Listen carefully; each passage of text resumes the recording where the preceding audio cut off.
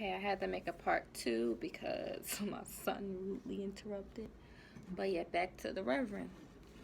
So Reverend, yeah, he never gave me a title. He friend zoned me. He allowed me to bend over backwards for him to try to prove my love. And he know damn well his intentions wasn't to be with me or make me his wife.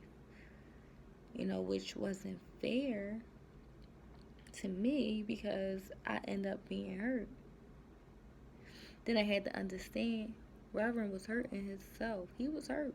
He couldn't even go to his church home and be himself, be his authentic self. He had to wear a mask and be perfect for these people. And I realized that later on down the line. And Reverend eventually came back around and he noticed all the beauty in me and how good of a person I was. And he wanted to be with me. He wanted to marry me. However, I'm a firm believer that everyone comes in your life for a purpose. And I moved on. And I feel like he served his purpose in my life. So, moving along. So, after Reverend. Okay, so I did go back in the past with this one. So, there was a guy in the past, and in the past, he was like my boyfriend, but wasn't my boyfriend. We were just having fun in the past, and we lost contact. We like grew apart. He went his way, I went my way. However, when I became a woman, an adult, we actually linked back up, and we end up rekindling our friendship, our relationship. And at this moment, anybody I dated after Reverend, you're not getting my all unless you commit to me. And that was because Reverend hurt me. So this next guy, he had to commit to me. He had to make me his lady, okay? And that's just where I'm at with it, because as a woman, you gotta set a tone in a relationship. Because as long as you allow this man to friend zone you, you're gonna stay in the friend zone. Like, he friend zoning you, but you doing all the wifey duties. No, absolutely not. And I wasn't having it this time around. So this man had to make me his lady. And we already knew each other. We already had love for each other. So it was kind of easy for us to move fast and things like that. So, you know, got back in with him, and he is a kind, loving, giving man, okay? So it definitely was easy. Like, at this point, when I got back with him, I was going through something in my personal life where I could have used a friend to help pick me back up, and he was that friend. Like, he came in my life. He helped me. He helped me with everything that I might have needed or whatever I wanted. He was there. Like, yes. And everything was good. Me and the kids ended up moving in with him. And in the beginning, I was playing my part as a woman. I gave my rules and my standards, and when I moved in, like, prior to me moving in, he was one of them guys that always had a gang of male friends around, just hanging around, and smoking marijuana, and doing things that I'm not used to. So, and Plus, I had children, and I didn't want them exposed to that type of environment and lifestyle. So he did good with handling that. Like, listen, when I came in there, it wasn't a bunch of guys that need no more smoking weed, just laying around, sitting around. He nipped all of that in the bud for us, and I was happy for that. And everything was good. Like, I was playing my part as a woman. I made sure, I made us dinner every night.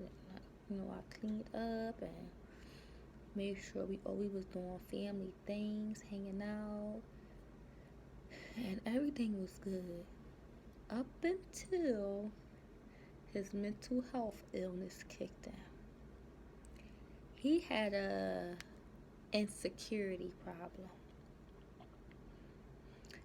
and that comes from him being with women that cheated on him, or him being a child and being abandoned, and then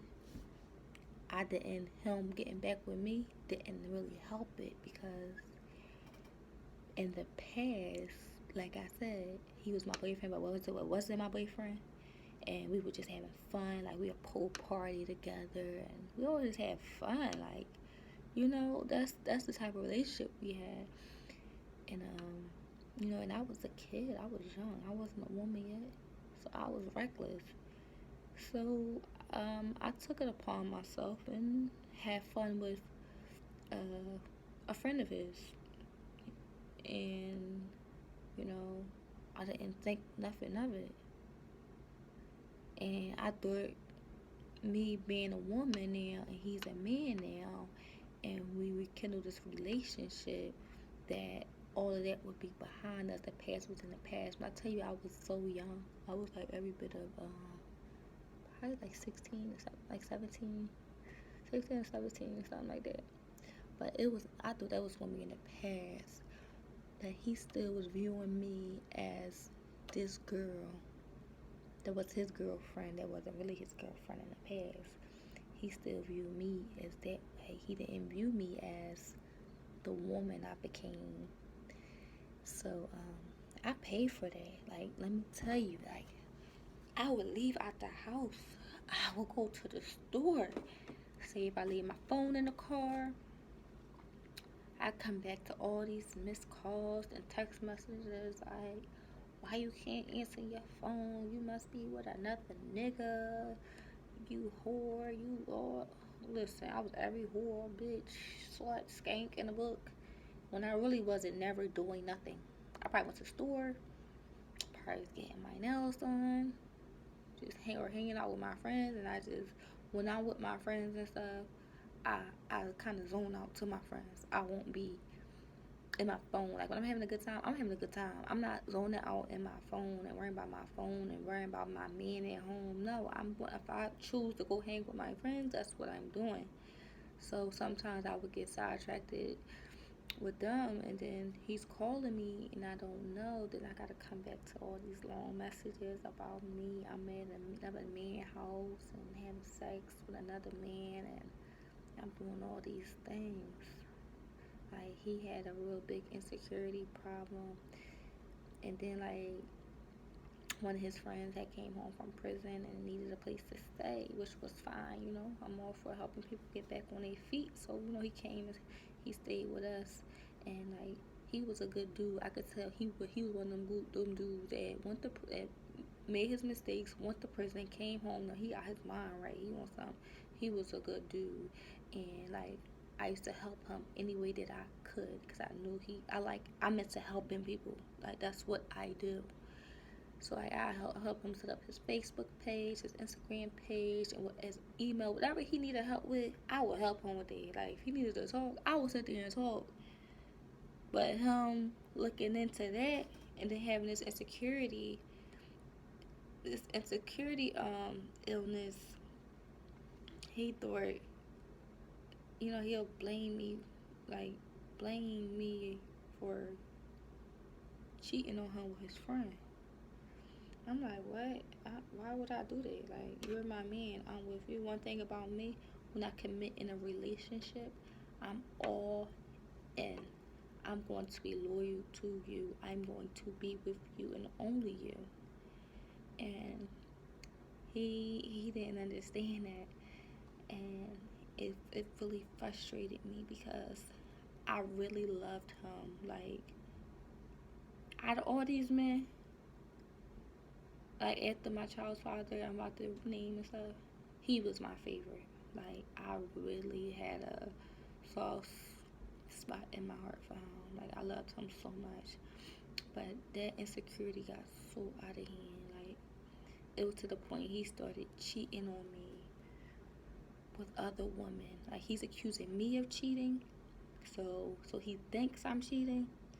So in order to make him feel better, he actually went out and cheated on me a lot of times. And I'm like the FBI, okay? I finds out everything. You can't get nothing past me. First of all, if you're moving a certain way, I know you're cheating. You're doing something sneaky. Like, so you can't get nothing past me. So he cheated, got caught. You know, we talked about it. I forgave him. I let him back in. You know, he did something else. We talked about it. I forgave him. You only had three strikes. You're out. You're done. And he just couldn't get it. And then, like, that last time was just so disrespectful. And that last time was so disrespectful. It took me out of character. Like, so once I felt like he took me out of character, and I began to lose myself, then I actually did go out and cheat on him because he kept accusing me of it and he kept doing it to me. Once I sat back and reflected on things, okay, he just had me out of character today. He got me out here about to fight women that's damaging my cars, my vehicles. He got another woman in our home, about to have me fight this woman in our home. He got me out here cheating on him. Okay, now I'm losing myself. Now I gotta let you go. Now I gotta choose me, and I have to let you go. So, yeah, his mental health illness, um, he had to, he never got too open with me. He never got too open with me about his past, but I could tell he had a rough childhood. He had abandonment issues. Like, something happened to him as a child, and then it didn't make no better for, me. And, when we was back in the past, I had fun with someone that was his friend. So us being adults didn't help our relationship, not one bit. So I had to basically let that situation go, so he can deal with that demon on his own, because it wasn't going to do nothing but hurt me and bring me down. So I chose me. And he came back. He was sick. He loved me. He was sick. He wanted to be with me. He came back around wanting to work things out, but I'm like, no, I can't do it. I deserve better than this. I gotta choose me. Okay? I understand you're sick. And he kept preaching that people go through things in relationships. They supposed to stick it out. They supposed to do this. They supposed to do that. I agree. But I can't stick it out with you if you're not communicating with me and allowing me in so we can fix the problem. No, because we're not going to get nowhere. It's just going to keep happening. I'm going to forgive him.